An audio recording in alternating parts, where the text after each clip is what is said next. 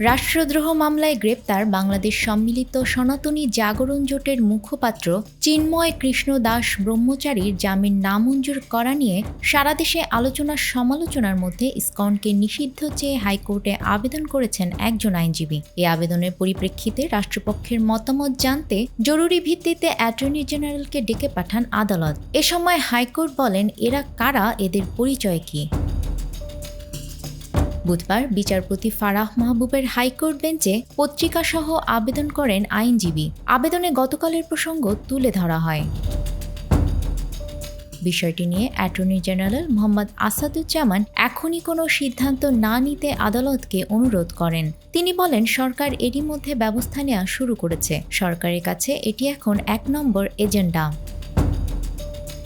এ সময় হাইকোর্ট বলেন, এরা কারা, এদের পরিচয় কি। আদালত আরও বলেন, চট্টগ্রাম রংপুরে এসব কি শুরু হয়েছে। এ সময় অ্যাটর্নি জেনারেল বলেন, এই বিষয়ে কাজ শুরু হয়েছে। পরে হাইকোর্ট বিকেলের মধ্যে ইসকনের বিষয়ে জানাতে বললে অ্যাটর্নি জেনারেল একদিন সময় চান। আদালত বৃহস্পতিবারের মধ্যে প্রতিবেদন দিতে বলেন। কোনোভাবেই যেন আইন শৃঙ্খলা পরিস্থিতির অবনতি না ঘটে সেদিকে খেয়াল রাখতেও বলেন হাইকোর্ট। বিষয়টি নিয়ে পরে গণমাধ্যমকে বিস্তারিত জানান অ্যাটর্নি জেনারেল মোহাম্মদ আসাদুজ্জামান।